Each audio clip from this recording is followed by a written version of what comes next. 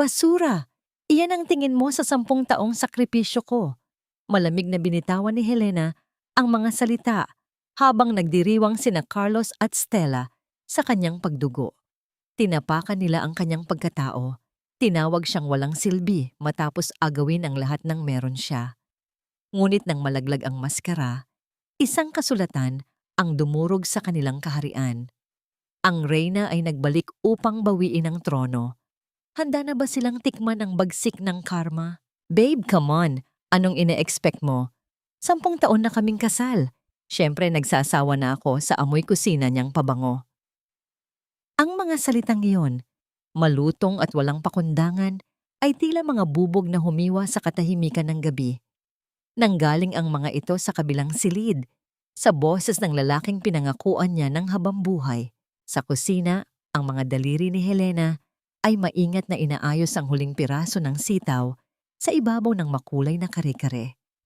Ang paboritong pagkain ni Carlos, buong araw niyang inihanda ito mula sa paggiling ng mani hanggang sa pagpapalambot ng buntot ng baka para lamang ipagdiwang ang kanilang ika-10 anibersaryo.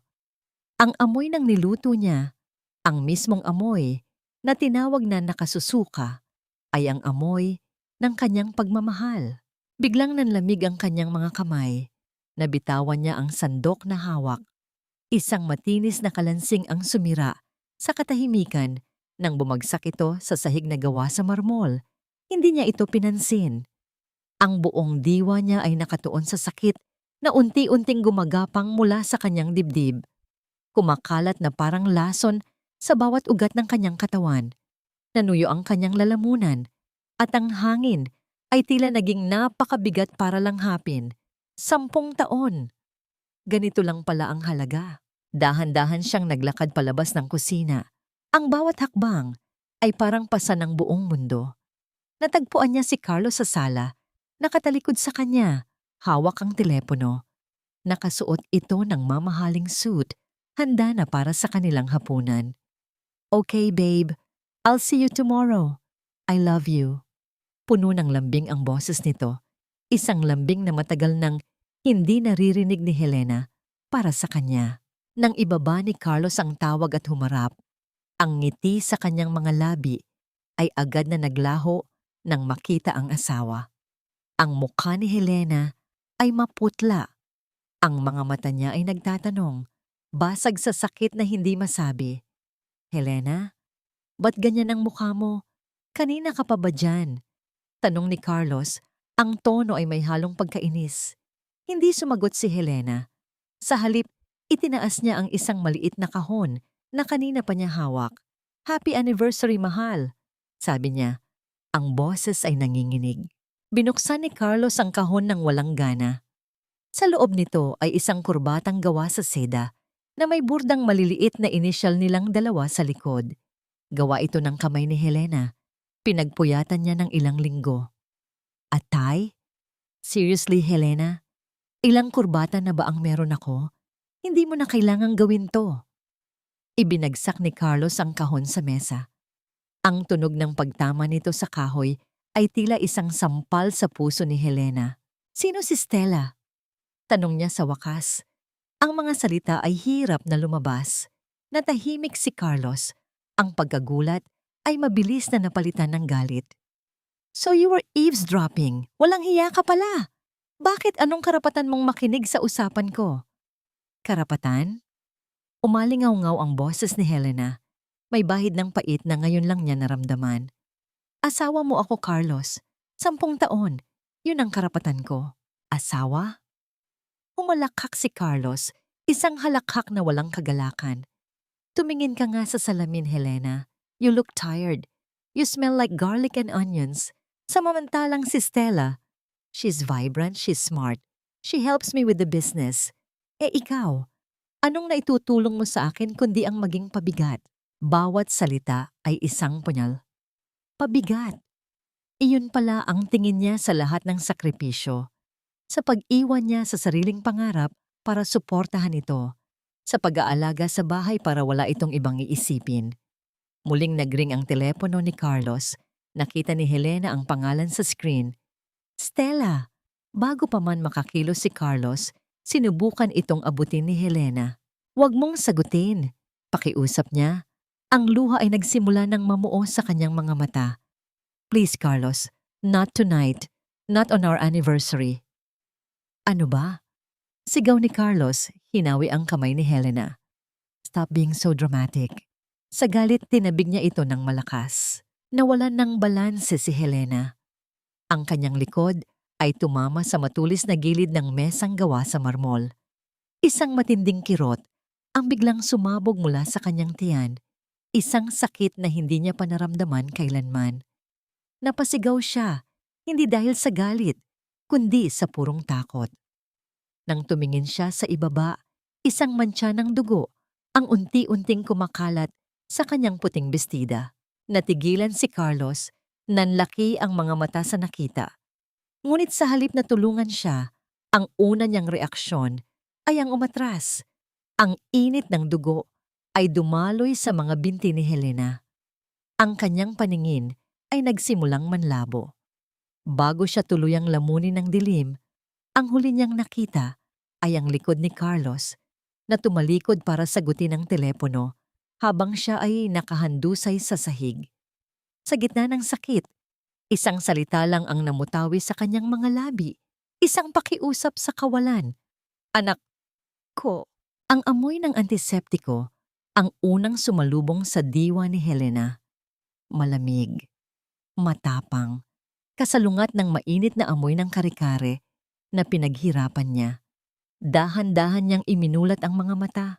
Puti, puti lahat. Ang kisame, ang kumot, ang mga pader ng silid na parang kabaong. Isang doktor na may malungkot na mga mata ang nakatayo sa tabi ng kanyang kama. Walang kailangang sabihin. Ang sagot ay nakaukit sa habag na mababasa sa mukha nito. "I'm sorry, Mrs. Ramirez." Marang sabi ng doktor. "We did everything we could but you lost the baby." Walang luhang pumatak, walang sigaw. Isang malalim na guwang lamang ang tila bumukas sa kanyang pagkatao. Nilalamon ang lahat ng natitirang kulay at buhay. Naramdaman niya ang kamay ng doktor sa kanyang balikat, ngunit parang libo-libong milya ang layo nito. Wala na. Ang nag-iisang sinag ng pag-asa sa 10 taon ng kadiliman ay tuluyan ng pumanaw. Biglang bumukas ang pinto. Ang tunog ng matataas na takong na pumapalakpak sa sahig ay sumira sa malagim na katahimikan. Si Doña Carmen, ang kanyang biyenan, ay pumasok na parang isang reyna, balot ng alahas at ng matapang na pabango. Walang bakas ng kalungkutan sa mukha nito. Sa halip mayroong pagkasuklam. "Ayan, tingnan mo ang nangyari sa pagiging histerika mo." Bungad nito, ang boses ay kasing talim ng patalim. "Isang apo na sana, nawala pa dahil sa kaartehan mo. Mahina talaga ang kapit." Hindi makapaniwalang napatingin si Helena sa matanda. Sa gitna ng kanyang pagluluksa, ito ang maririnig niya. Ngunit hindi pa tapos ang biyenan niya. May inihagis itong isang sobre sa ibabaw ng kanyang kumot. "Heto, pirmahan mo, para matapos na ang kalbaryo ng anak ko, sa'yo." Nanginginig na binuksan ni Helena ang sobre. Sa loob, naroon ang mga papeles ng diborsyo. Nakasaad doon na isinusuko niya ang lahat ng karapatan sa anumang ari-arian. "Bakit?" Halos pabulong na tanong ni Helena. "Bakit?" Umismid si Doña Carmen. "Dahil isa kang walang silbi. Hindi ka na nga makapagbigay ng apo.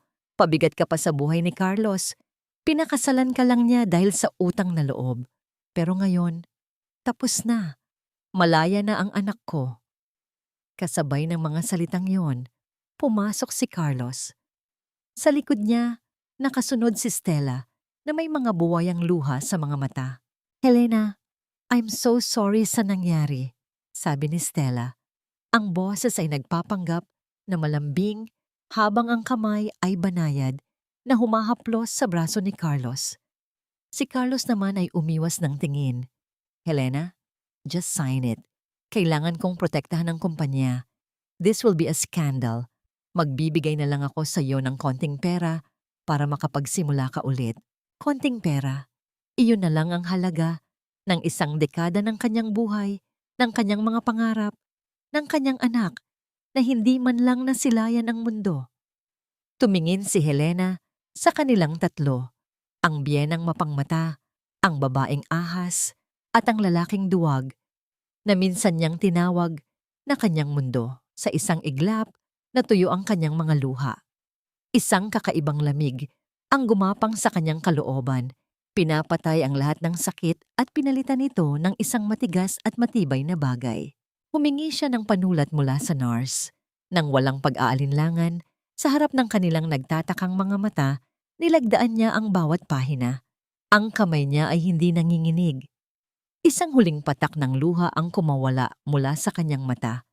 Ngunit hindi ito para kay Carlos. Pumatak ito mismo sa kanyang pirma, sa apelyidong Ramirez. Binubura ito na parang isang masamang panaginip. Ayan, mas mabuti. Sabi ni Doña Carmen, mabilis na hinablot ang mga papeles na para bang ginto. Ngumiti ito nang may pagtatagumpay. Halika na, Carlos, Stella. Marami pa tayong kailangang asikasuhin. Umalis silang tatlo, nagiiwan ng isang silid na puno ng katahimikan at ng amoy ng pagkakanulo. Naiwan si Helena na nakatitig sa kawalan. Kinuha niya ang kanyang telepono. Isang mensahe mula sa isang hindi pamilyar na numero ang naghihintay doon. Isang maikling pangungusap lang ang nakasulat. Hinihintay ka na ng nakaraan. Dumating ang isang nurse upang tulungan siyang mag-ayos ng gamit. Ngunit bago pa man makalapit ang nurse, itinaas ni Helena ang kanyang kamay. Dahan-dahan, tinanggal niya ang suwero na nakakakabit sa kanyang ugat. Isang maliit na patak ng dugo ang dumaloy sa kanyang balat, matingkad na pula laban sa kaputlaan nito. Kailangan ko nang umalis, sabi niya. Ang boses ay kalmado, ngunit may bigat na hindi pa naririnig ng mundo mula sa kanya. Ang bahay na minsan niyang tinawag na tahanan ay malamig at walang buhay. Pinili ni Helena na bumalik sa oras na alam niyang walang tao. Ang oras kung saan si Carlos at si Stella ay malamang na nagdiriwang ng kanilang bagong kalayaan. Ang bawat sulok ng malapalasyong bahay ay sumisigaw ng mga alaala. Ngunit ngayon, ang mga ito'y tila multo na lamang ng isang nakaraang puno ng kasinungalingan. Hindi siya umakyat sa kanilang silid. Sa halip, dumiretso siya sa guest room kung saan nakalagay ang iilan niyang mga personal na gamit. Hindi niya pinansin ang mga mamahaling damit sa aparador, ang mga alahas na bigay ni Carlos, o ang mga bag na may kilalang tatak. Ang mga yon ay hindi sa kanya. Ang mga yon ay palamuti para sa isang Helena na hindi na umiiral. Mula sa ilalim ng kama, hinila niya palabas ang isang lumang maleta. Ang laman nito ay mga simpleng damit, ilang libro, at isang maliit na baul na gawa sa kahoy ng nara. Ito ang tanging bagay na dinala niya mula sa kanyang buhay bago si Carlos. Maingat niyang niyakap ang baul. Ang kininis na kahoy ay nagbibigay ng kakaibang kapanatagan sa kanyang nanlalamig na mga palad. Samantala, sa isang mamahaling butik, sa kabilang panig ng lungsod, malakas ang halakhak ni Stella. Isinusukat niya ang isang nagniningning na puting bestida. Ang tela ay yumayakap sa kanyang katawan. Sa tabi niya, si Carlos ay nakangiti. Ang credit card ay handa nang iabot. Bagay na bagay sa'yo, babe, sabi ni Carlos. You will be the most beautiful bride. Finally, wala nang pabigat. Ang kanilang mundo ay puno ng artipisyal na liwanag at ng mga pangakong binuo sa ibabaw ng kasinungalingan. Sa bahay, bago tuluyang umalis, may isang huling bagay na ginawa si Helena. Pumasok siya sa kanilang dating silid. Sa ibabaw ng kanyang vanity table, kinuha niya ang kanyang singsing sa kasal. Ang ginto ay tila nawalan na ng kinang. Dahan-dahan niya itong inilagay sa ibabaw ng isang maliit na papel.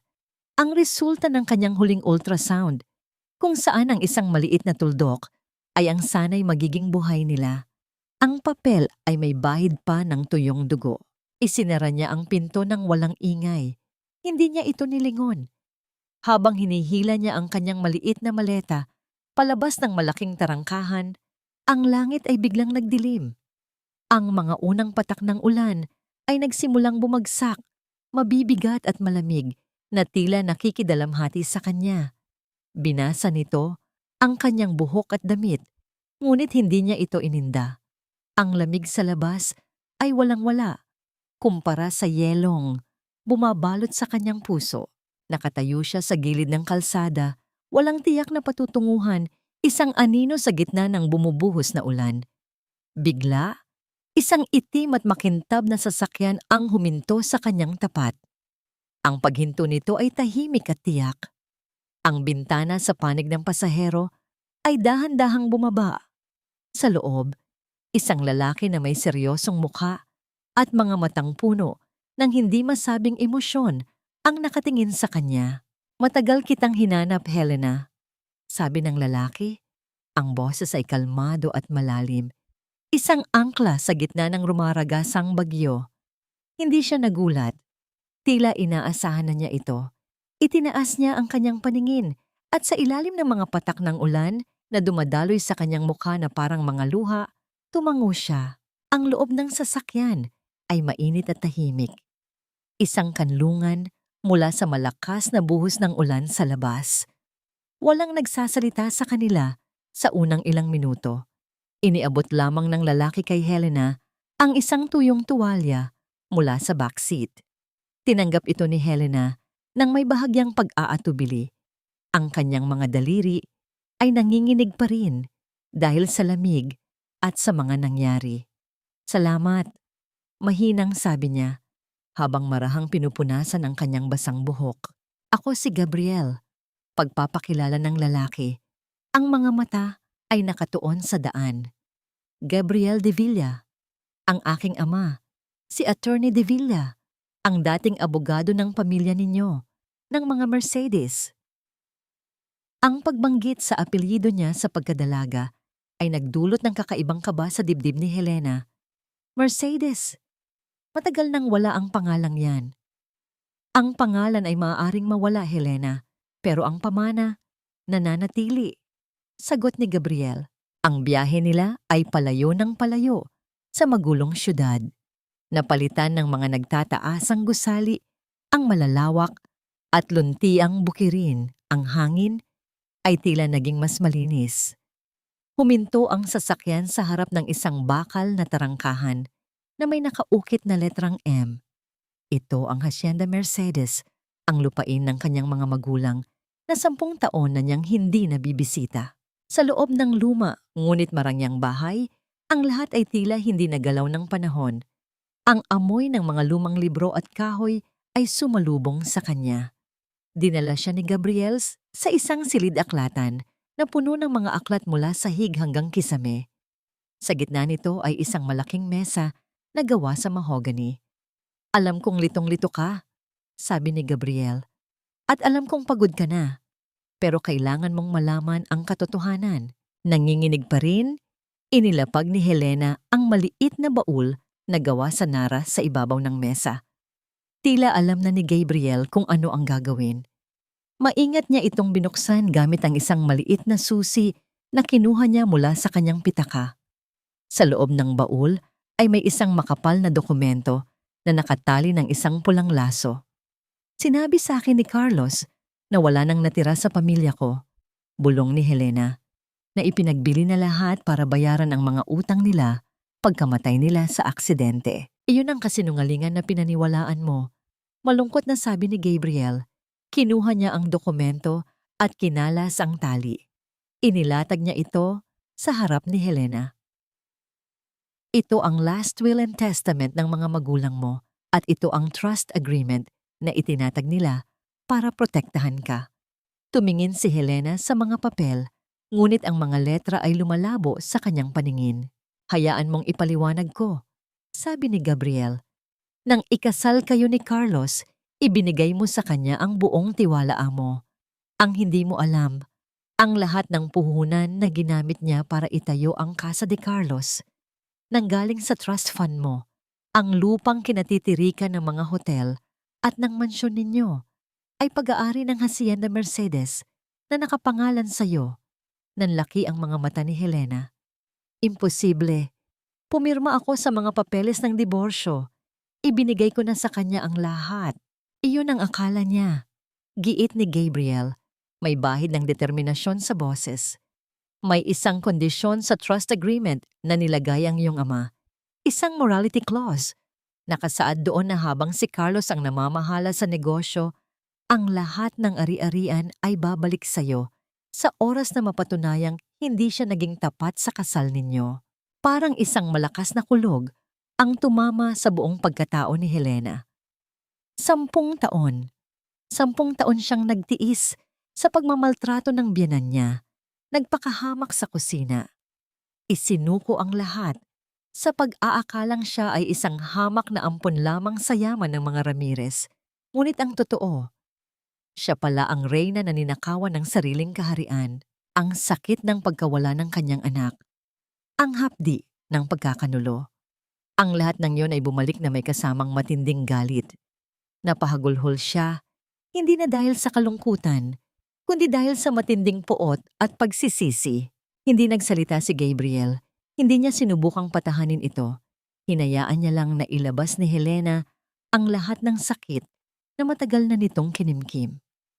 Umalis siya sandali at bumalik na may dalang isang tasa ng mainit na tsokolate, ang paborito niya noong bata pa sila. Inilapag niya ito sa mesa. Umiyak ka lang, mahinang sabi niya. Babantayan ko ang pinto. Nang sa wakas ay tumigil sa pag-iyak si Helena. Ang natira na lang ay isang nakapangingilabot na katahimikan. Itinaas niya ang kanyang mukha, basang-basa ng luha, ngunit ang kanyang mga mata ay hindi na nagpapakita ng kahinaan. Nag-aapoy ang mga ito sa isang bagong determinasyon. Tumingin siya ng diretso kay Gabriel. Paano natin babawiin ang lahat? Ang mga sumunod na linggo sa Hacienda Mercedes ay tila paglalakbay pabalik sa panahon. Ang bawat umaga ay sinasalubong si Helena ng huni ng mga ibon sa halip na ingay ng trapiko, ng amoy ng basang lupa sa halip na amoy ng pagkakanulo. Sa tulong ni Gabriel, unti-unti niyang binubuhay muli ang hardin ng mga rosas ng kanyang ina na matagal nang napabayaan. Isang hapon, habang nag-aalis siya ng mga damo, isang matulis na tinik ang bumaon sa kanyang daliri. Napasigaw siya sa sakit. Mabilis na lumapit si Gabriel, hinawakan ang kanyang kamay ng may pag-iingat. Hayaan mo, sabi nito.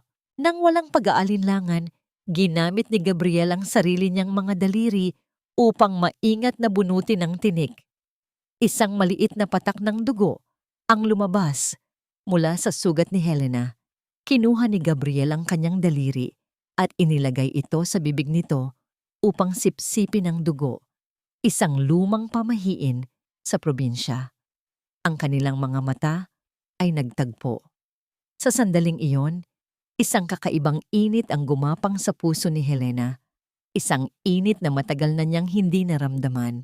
Ang mga ganitong sandali ng katahimikan at simpleng pag-aaruga ang unti-unting naghihilom sa kanyang mga sugat.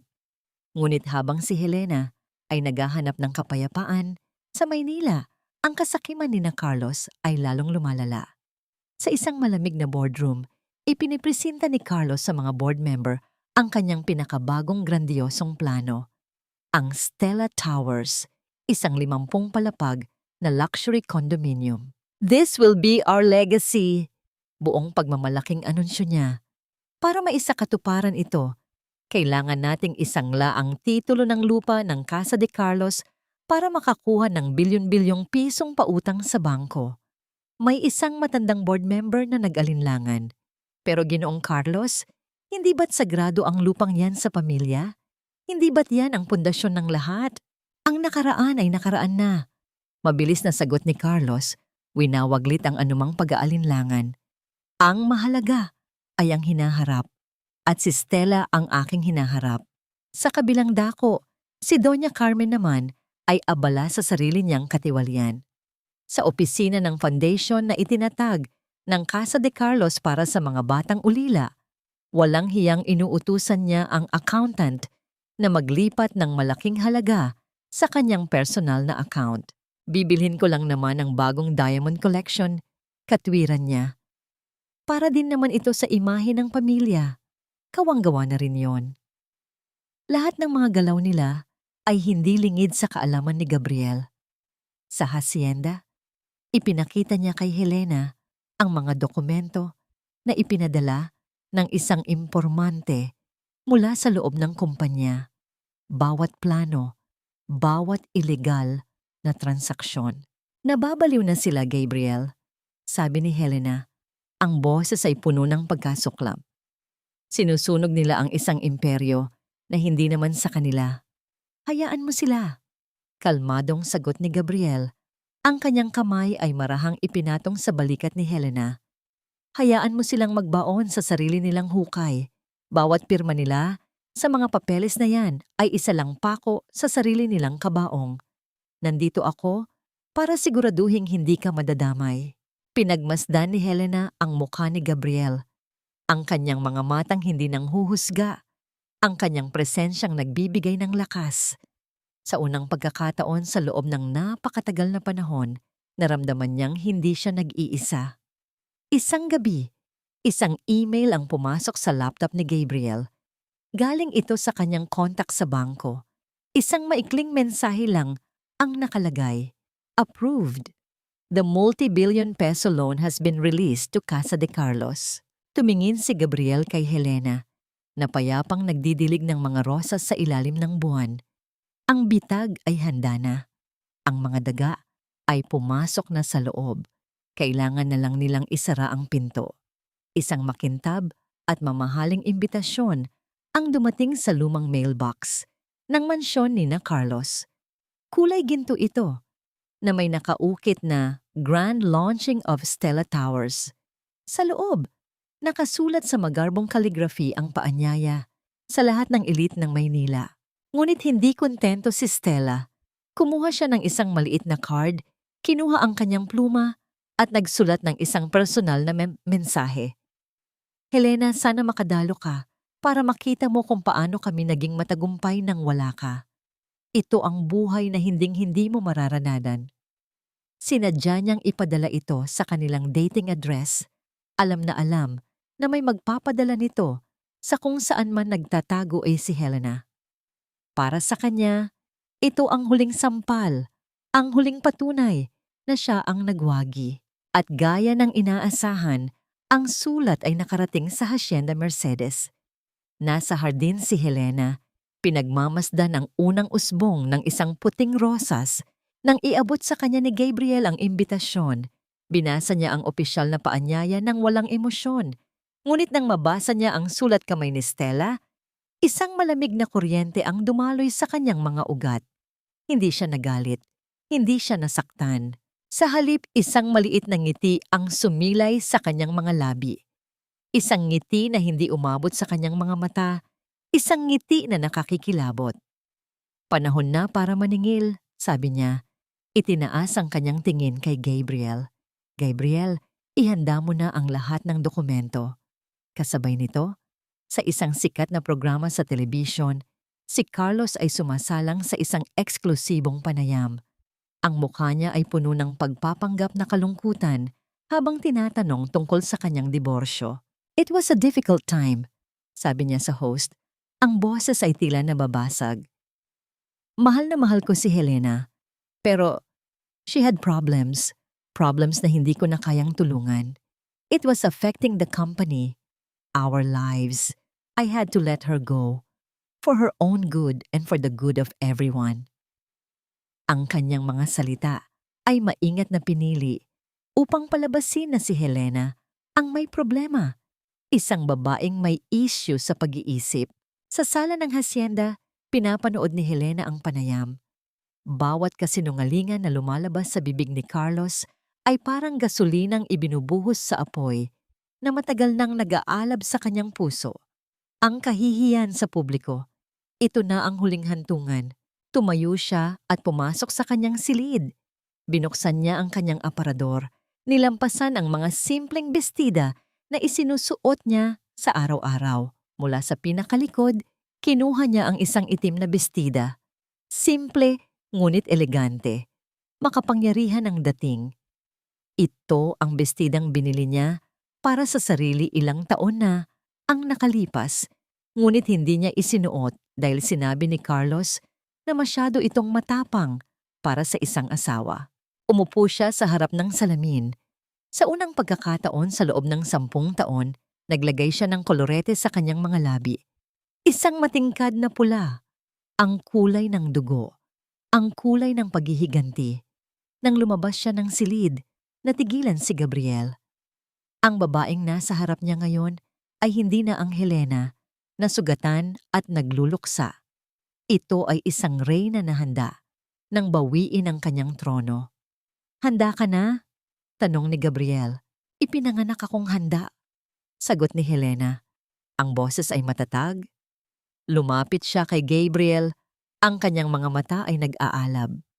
"Gabriel, kailangan ko ng isang pabor. Samahan mo ako sa impyerno." Ang grand ballroom ng pinakabagong hotel ng Casa de Carlos ay kumikinang sa ilalim ng libu-libong ilaw mula sa mga chandelier na gawa sa kristal. Ang hangin ay puno ng amoy ng mamahaling pabango at ng tunog ng mga matataas na tawanan mula sa mga pinakamayayamang tao sa bansa. Ito ang gabi ng pagpapakita ng kapangyarihan. Ito ang gabi ni na Carlos at Stella. Sa gitna ng lahat, si Stella ay parang isang diamante, nakasuot ng isang puting gown na kumikislap sa bawat galaw niya. Nakakapit siya sa braso ni Carlos na parang tropeo. Si Carlos naman, ang mukha ay nagliliwanag sa pagmamalaki. Tinatanggap ang bawat pagbati at papuri.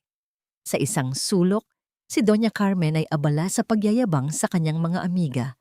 Itinaas niya ang kanyang kamay upang ipakita ang isang malaking sing-sing na may diamante. "Regalo sa akin ng aking magiging manugang," malakas niyang sabi. Sapat na para marinig ng mga nasa paligid. Hindi tulad ng iba dyan na wala man lang naibigay kundi sakit ng ulo. Sa wakas, isang babaeng karapat-dapat para sa aking nag-iisang hari. Ang mga salita niya ay sinamahan ng hagikgikan ng kanyang mga kaibigan. Ang imahe ng isang perpektong pamilya ay perpektong naiguhit para sa lahat. Nang dumating ang tamang oras, umakyat si Carlos at Stella sa entablado. Kinuha ni Carlos ang mikropono. Ang kanyang boses ay umalingaw-ngaw sa buong bulwagan. "Mga kaibigan, mga kasamahan, ngayong gabi, hindi lang isang gusali ang ating ipinagdiriwang. Ipinagdiriwang natin ang isang pangarap. Ang pangarap na tinawag nating Stella Towers." Nagpalakpakan ang mga tao.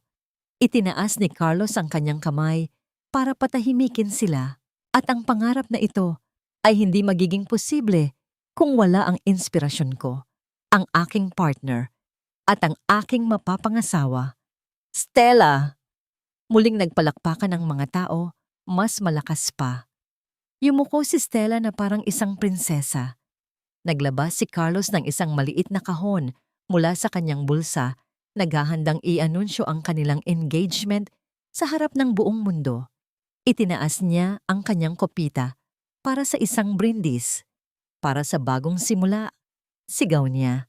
Ngunit bago pa man niya maidikit ang kopita sa kanyang mga labi, isang malakas na tunog ang pumunit sa masayang kapaligiran. Ang malaking pinto na gawa sa kahoy ng nara sa dulo ng bulwagan ay dahan-dahang bumukas. Ang lahat ng ingay ay namatay. Ang lahat ng mga ulo ay lumingon. Ang lahat ng mga mata ay napako sa kung sino ang darating. Ang liwanag mula sa pasilyo ay lumikha ng isang silweta, isang babae, isang lalaki sa tabi niya. Habang sila ay humahakbang papasok sa liwanag, ang pagkakakilanlan nila ay unti-unting lumilinaw. Ang kopita ng champagne sa kamay ni Doña Carmen ay nanginig. Ilang patak ng alak ang tumapon sa kanyang puting bestida, kumakalat na parang mantsa ng dugo. Ang mikropono sa kamay ni Carlos ay gumawa ng isang matinis at nakabibinging tunog. Ang mga ngiti sa mukha ng lahat ay naglaho. Ang tunog lamang ng mga takong na tumatama sa sahig na gawa sa marmol ang maririnig. Bawat tapak ay mabagal, sinasadya at puno ng bigat. Sa gitna ng atensyon ng lahat, Pumasok si Helena, nakasuot ng itim na bestida. Ang kanyang muka ay kalmado, ngunit ang mga mata ay nag-aapoy. Nakakapit sa kanyang braso ay si Gabriel na ang tindig ay matatag at hindi natitinag. Ang impyerno ay dumating sa paraiso.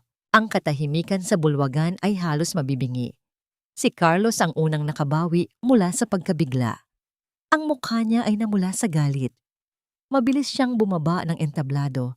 Ang bawat hakbang ay nagbabanta. "Anong ginagawa mo rito?"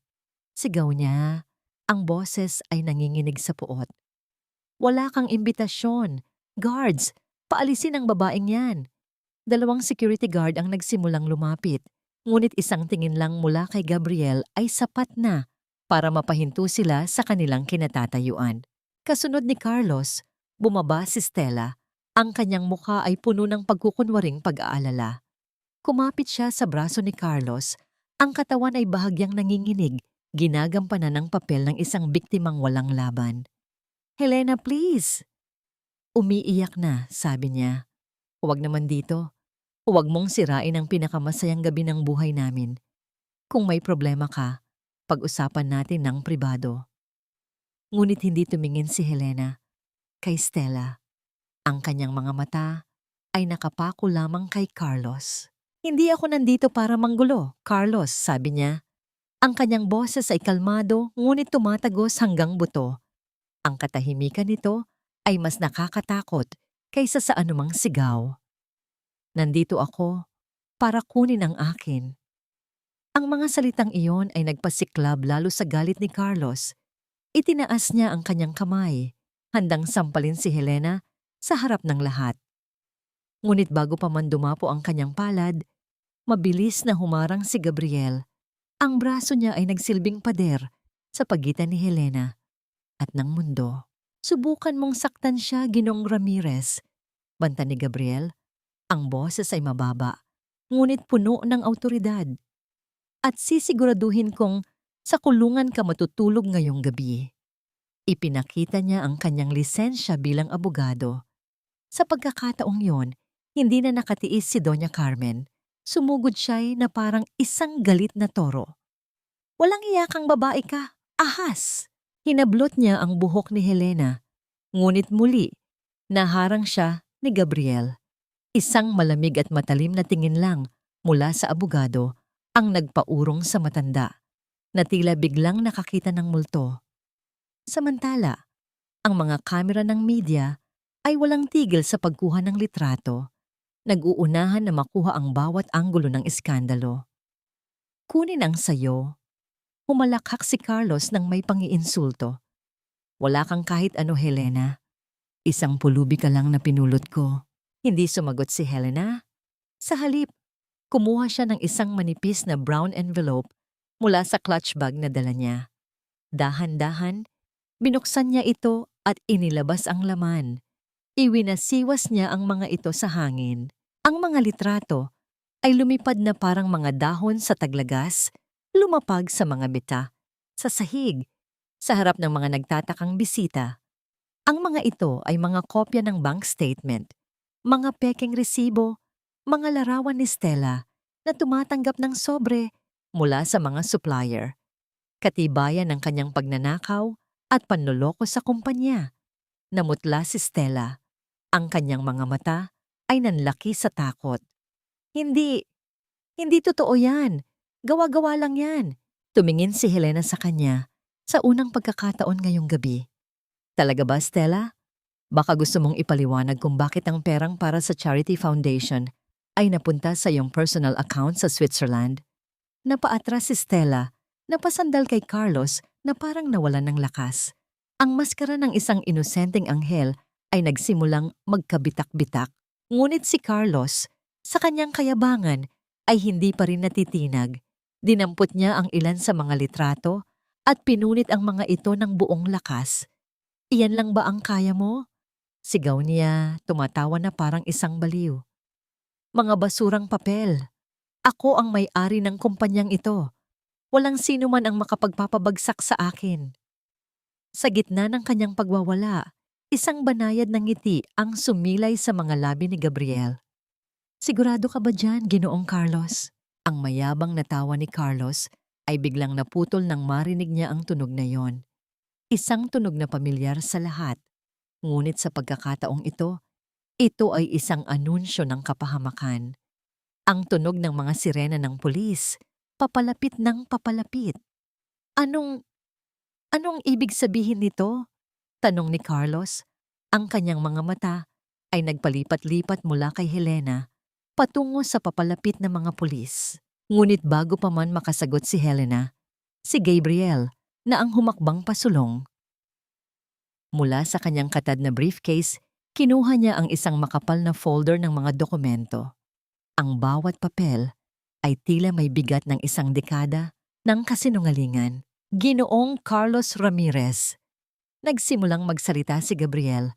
Ang kanyang boses ay malinaw at matatag. Sapat na para marinig ng lahat sa bulwagan, kasama na ang mga kamerang nakatutok sa kanya. Sa ngalan ng aking kliyente, si Helena Mercedes, ipinapaalam ko sa iyo na simula ngayong gabi, ang lahat ng iyong karapatan sa pamamahala ng Casa de Carlos Corporation ay binabawi na. Humalakhak muli si Carlos, ngunit sa pagkakataong ito, ang tawa niya ay may halong nerbiyos. Nababaliw ka na ba? Ako ang may-ari. Nakapangalan sa akin ang lahat. Iyon nga ang problema. Sagot ni Gabriel, hindi natitinag. Binuksan niya ang folder. Ayon sa trust agreement na nilagdaan ng mga yumaong magulang ni Helena, ang buong korporasyon, kasama ang lahat ng ari-arian nito, ay itinayo gamit ang pondo at sa lupain ng mga Mercedes. Ikaw ay itinalaga lamang bilang tagapamahala na may isang kondisyon. Anong kondisyon? Sigaw ni Carlos. Ang pawis ay nagsisimula nang mamuo sa kanyang noo. Tumingin si Gabriel ng diretso sa mga mata ni Carlos at pagkatapos ay kay Stella. Ang morality clause na sa oras na ikaw ay magtaksil sa inyong kasal, ang lahat ay automatikong babalik sa nag-iisang tagapagmana, si Helena Mercedes. Isang kolektibong paghinga ng pagkagulat ang narinig mula sa mga panauhin. Parang isang eksena mula sa isang pelikula, ngunit ito ay nangyayari sa harap nila. Hindi, kasinungalingan yan.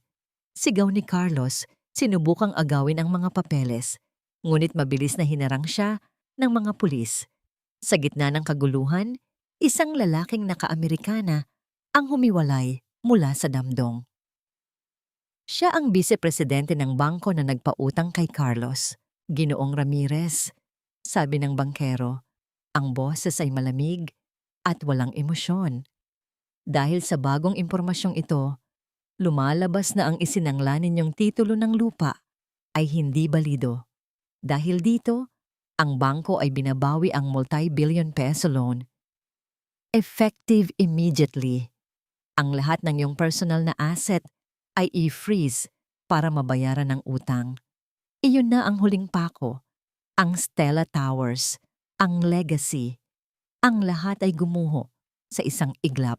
Nanlambot ang mga tuhod ni Carlos. Napaluhod siya sa sahig na marmol, hindi makapaniwala sa nangyayari. Ang kanyang perpektong mundo ay naging abo. Nang makita ni Stella na lumulubog na ang barko, mabilis siyang kumilos. Dahan-dahan siyang umatras, bumitaw sa braso ni Carlos, sinusubukang tumakas nang hindi napapansin. Ngunit huli na ang lahat. 2 pulis ang humarang sa kanya. Tumingin si Helena sa lalaking minsan niyang minahal ng buong puso. Ang dating hari ay isa na ngayong pulubi, nakaluhod at talunan. Walang ngiti ng tagumpay sa kanyang mukha, tanging isang malalim na awa at kalungkutan para sa 10 taon na nasayang. Dahan-dahan siyang lumapit. Kinuha niya mula sa kanyang clutch ang isang puting panyo na gawa sa seda. Ang kauna-unahang regalong binili niya para kay Carlos gamit ang sarili niyang pera. Dahan-dahan, marahan, ibinagsak niya ito. Ang puting panyo ay lumutang sa hangin bago tuluyang bumagsak sa ibabaw ng ulo ni Carlos na parang isang belo na tumatakip sa isang patay.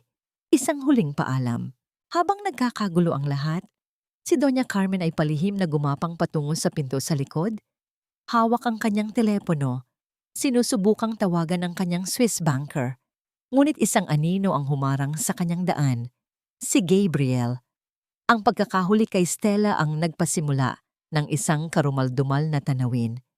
Habang pinupusasan ng mga pulis, ang kanyang pagkukunwaring kahinhinan ay naglaho na parang bula. Napalitan ito ng isang desperadong hayop na na-corner. "Bitawan niyo ako!" Nagpupumiglas niyang sigaw. "Wala akong kasalanan. Siya ang may kasalanan ng lahat." Itinuro niya si Carlos na nakaluhod pa rin sa sahig. Tulala. Siya ang nag-utos sa akin na dayain ang mga libro. Siya ang nagsabi na kumuha ako ng komisyon mula sa mga supplier. Ginawa ko lang ang lahat para sa kanya, para sa pamilya na ipinangako niya sa akin. Ang mga akusasyon ay tila gumising kay Carlos mula sa kanyang pagkatulala. Isang bagong uri ng galit ang pumalit sa kanyang pagkagapi. Ang galit ng isang taong naisahan. Tumayo siya at sinugod si Stella. "Sinungaling! Ahas ka! Ginamit mo ako! Ginamit mo ang pagmamahal ko para nakawin ang pera ng kumpanya." Sigaw niya, sinubukang sakalin si Stella. Mabilis na inawat sila ng mga pulis, ngunit ang masasamang salita ay patuloy na ibinabato nila sa isa't isa. Ang magkasintahang puno ng pag-ibig kanina lang ay ngayon ay dalawang asong ulol na nag-aagawan sa isang pirasong buto. Inilalabas ang lahat ng baho at sikreto ng bawat isa sa harap ng buong madla. Samantala, sa kabilang dako, hinarang ni Gabriel si Doña Carmen. "Saan ka pupunta, Doña?" tanong niya. Ang boses ay kalmado ngunit may pahiwatig ng panganib. "Wala kang pakialam," sagot ng matanda. Sinusubukang itulak si Gabriel, ngunit dumating na rin ang isa pang grupo ng mga pulis. "Doña Carmen Ramirez, inaaresto ka namin para sa kasong estafa at qualified theft mula sa pondo ng Casa Cares Foundation."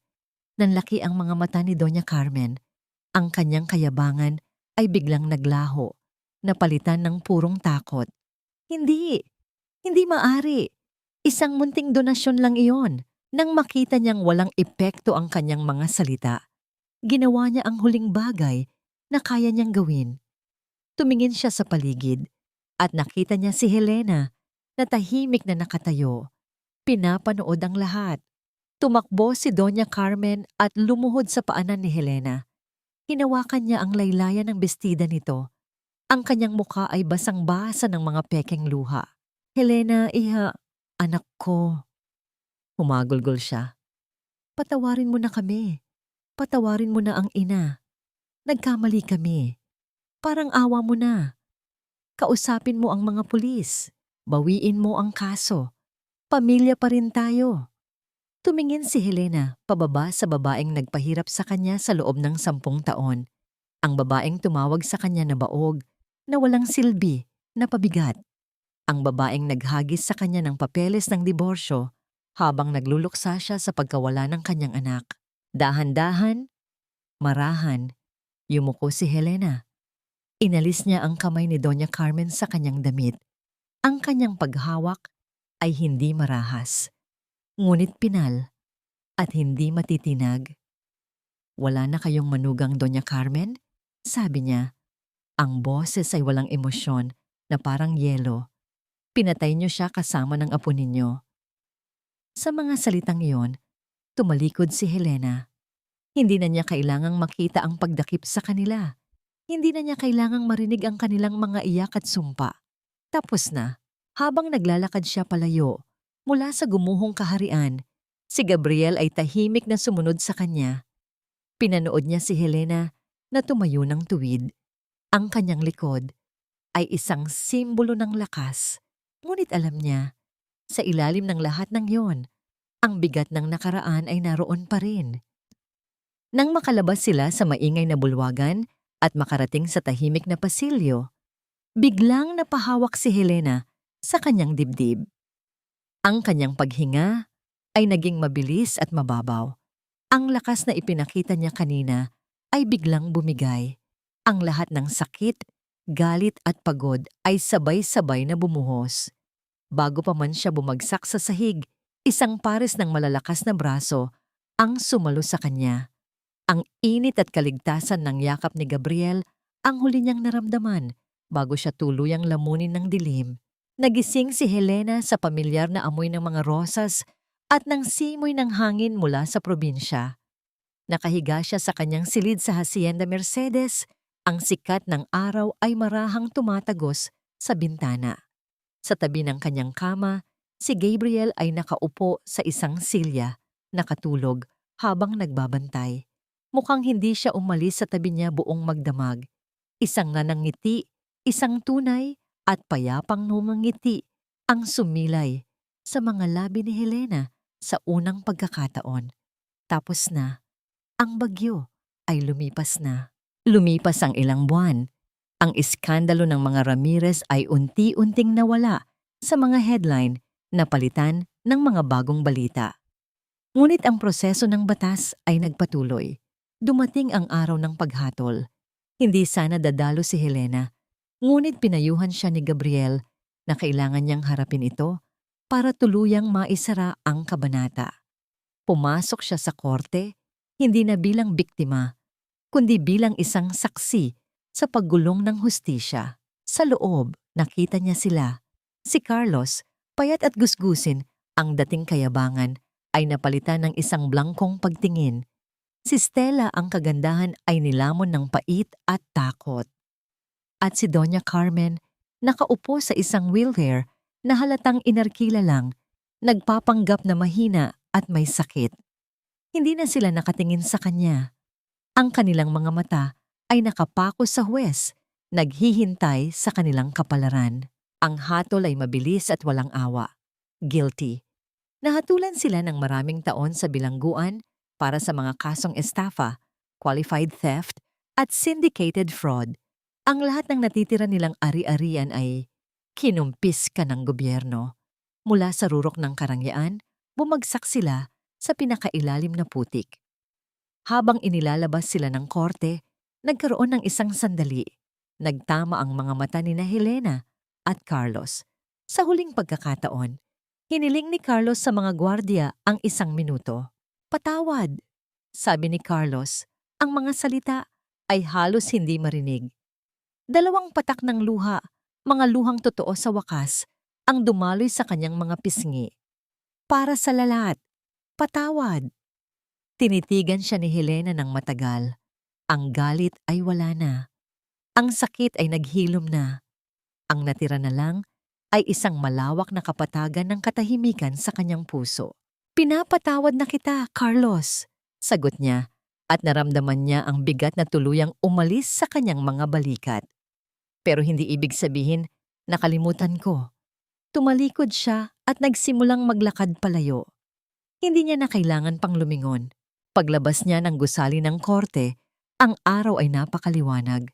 May isang payong na dala si Gabriel, handang protektahan siya mula sa init. Ngunit umiling si Helena. Kinuha niya ang itim na payong mula sa kamay ni Gabriel.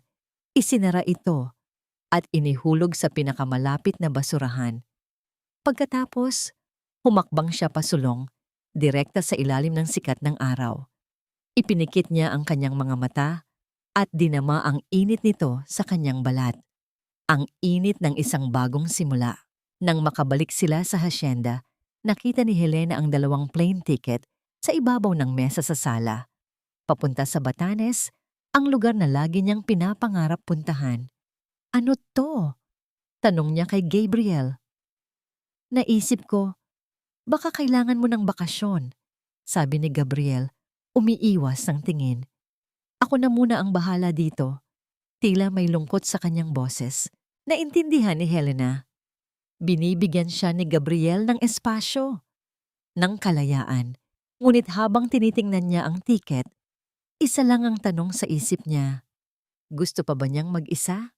Kinagabihan, hindi mapakali si Helena. Nagpunta siya sa silid-aklatan kung saan madalas magtrabaho si Gabriel. Ngunit wala ito. Ang silid ay walang tao. Tanging ang amoy ng kape at mga lumang papel ang naiwan. Sa ibabaw ng mesa ni Gabriel, May isang sobre na nakapatong sa isang libro para sa kanya. Binuksan niya ito. Sa loob, walang sulat. Tanging isang piraso ng pinatuyong bulaklak ng rosas. At sa tabi nito, ang plane ticket ni Gabriel. Papunta sa London. Aalis na siya. Isang linggo. Isang linggo na ang nakalipas mula nang matagpuan ni Helena ang tiket at ang pinatuyong rosas. Isang linggo nang nakabibinging katahimikan. Si Gabriel ay nasa hasyenda pa rin, ngunit tila may isang pader na hindi makita na biglang itinayo sa pagitan nila. Naging formal ang kanilang mga usapan, puno ng mga ilag na tingin at mga ngiting hindi umaabot sa mata. Hindi na kaya ni Helena. Ang katahimikang ito ay mas masakit pa kaysa sa mga sigaw ni Carlos. Isang gabi, habang nag-iimpake si Gabriel ng kanyang mga libro sa silid-aklatan, pinuntahan siya ni Helena. "Aalis ka na ba talaga?" tanong niya. Ang boses ay nanginginig ng bahagya. Hindi lumingon si Gabriel. "Tapos na ang trabaho ko rito, Helena. Ang trust ay naibalik na sa'yo. Ang hasyenda ay ligtas na. Oras na para bumalik ako sa sarili kong buhay." At wala ako sa buhay na yon. Sa wakas, humarap si Gabriel. Ang kanyang mga mata ay puno ng isang emosyon na hindi mabasa ni Helena. Isang halo ng kalungkutan, pagpipigil, at isang bagay na mas malalim pa. "Helena, dumaan ka sa impyerno. Ang huling bagay na kailangan mo ngayon ay isang panibagong utang na loob," sabi niya. "Nandito ako bilang abogado mo, bilang kaibigan ng pamilya mo. Hindi ko gustong isipin mo na kailangan mong suklian ang lahat ng ginawa ko." Sa wakas, naintindihan ni Helena. Ang pagdistansya niya ay hindi dahil sa kawalan ng pakialam. Ito ay dahil sa sobrang paggalang. Natatakot siyang samantalahin ang kahinaan niya. Isang maliit na ngiti ang sumilay sa mga labi ni Helena. Humakbang siya palapit. Inaalis ang espasyo sa pagitan nila. Kinuha niya ang kamay ni Gabriel, ang kamay na nag-alis ng tinik sa kanyang daliri. Ang kamay na sumulat ng mga dokumento para ipaglaban siya. "Gabriel," sabi niya, ang kanyang boses ay malinaw at puno ng katiyakan. "Tumingin ka sa akin." Itinaas ni Gabriel ang kanyang paningin. "Nakikita mo ba ang isang babaeng sugatan at mahina?" tanong ni Helena. "Dahil ang nakikita ko sa salamin ay isang babaeng nakaligtas, isang babaeng natutong tumayo sa sarili niyang mga paa, at isang babaeng alam na kung ano ang gusto niya." Pinisil niya ang kamay nito. "Hindi ko na kailangan ng abogado, Gabriel. Kailangan ko ng makakasama sa pag-inom ng mainit na tsokolate tuwing umaga." Ang mga salitang yon ay sapat na. Ang pader sa pagitan nila ay gumuho. Ang pagpipigil sa mga mata ni Gabriel ay natunaw, napalitan ng isang pagsamba at pagmamahal na matagal na nitong itinatago. Dahan-dahan, itinaas niya ang kanyang kamay at hinaplos ang pisngi ni Helena. "Sigurado ka ba? Kailanman ay hindi pa ako naging ganito kasigurado sa buong buhay ko," sagot niya. Walang marahas na halik, walang dramatikong deklarasyon. Isang marahan lamang na paglapit ng kanilang mga mukha. Isang malambot na pagdampi ng kanilang mga labi. Isang halik na lasang pangako, paghilom, at isang tahimik na simula. Makalipas ang ilang buwan, sa isang maliit na bangkang naglalayag sa karagatan ng Batanes, ang hangin ay sariwa at malinis. Nakasandal ang ulo ni Helena sa balikat ni Gabriel. Ang kanilang mga kamay ay magkahawak habang pinapanood nila ang paglubog ng araw. Pinatawad na niya ang nakaraan, hindi para sa kanila, kundi para sa sarili niya. Natagpuan na niya ang kapayapaan, hindi sa paghihiganti, kundi sa pagpapatawad sa sarili at sa pagtanggap ng bagong pag-ibig. At ang aral ay malinaw na nakaukit sa kanyang puso. Ang pinakamalaking paghihiganti ay hindi ang pagbagsak ng iyong kaaway, kundi ang pagbuo muli ng iyong sarili ng mas matatag, mas matalino, at mas may kakayahang magmahal muli. Ang araw ay tuluyang lumubog sa abot-tanaw, nag-iiwan ng isang kalangitan na puno ng kulay kahel at rosas, isang pangako ng isang mas magandang umaga.